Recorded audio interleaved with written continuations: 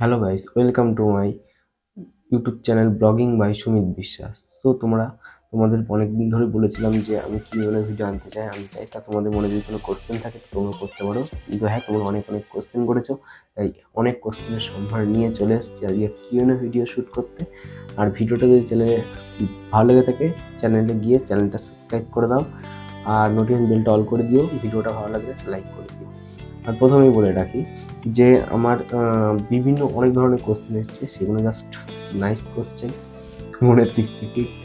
আর আমি যে বলেছিলাম ইনস্টাতে স্ট্যাটাস দিয়েছিলাম, ফেসবুক স্ট্যাটাস এবং হোয়াটসঅ্যাপে দিয়েছিলাম, এনি আদার সোশ্যাল মিডিয়ায় যে স্ট্যাটাস দিয়েছিলাম সেখান থেকে অনেকজন কোশ্চেন করেছিল। চলো কোশ্চেনগুলো তোমার সামনে তুলে ধরছি। প্রথমত যেই কোশ্চেন আমি তুলে ধরবো, জিনিসা ইসলিম কোশ্চেন করেছিল যে তোমার জিএফ এর নাম কি। প্রথম বলি, আমার কোনো জিএফ নেই, আর ছিল কিনা আমি জানিও না। ভবিষ্যতে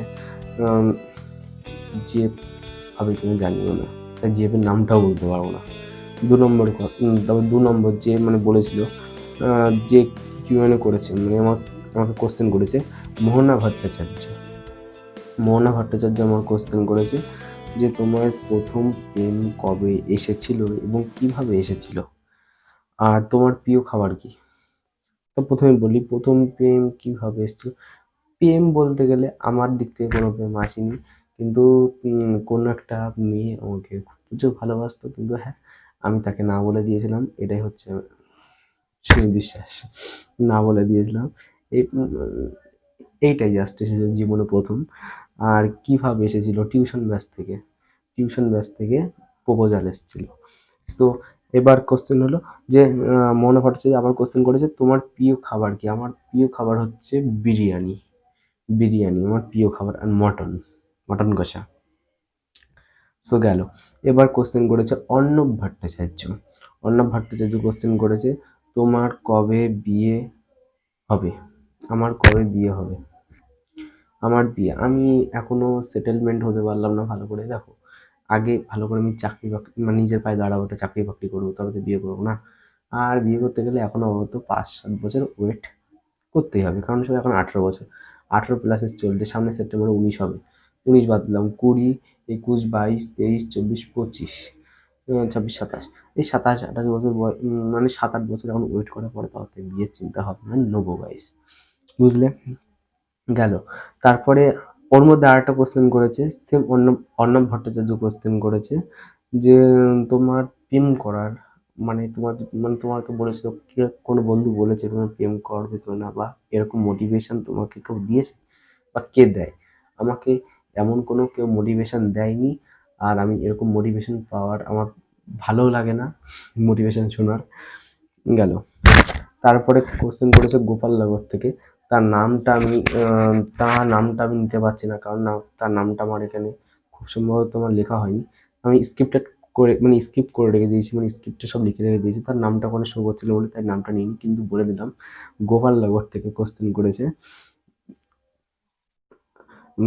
বলেছে যে ভালো একটা কোশ্চেন করেছে, যে একই কোশ্চেন, তোমার জিএফ এর নাম কি। ওই তো, আমার জিএফ ছিল বলে আমি জানি না, আর একজন প্রপোজাল আমাকে দিয়েছিল, আমি অ্যাকসেপ্ট করিনি। এই হচ্ছে আমার কথা। আর জিএফ হবে কিনা ভবিষ্যতে আমি জানিও না। Only focus for education. আগে নিজের লাইফটা সেটেল করো, সব পাবে।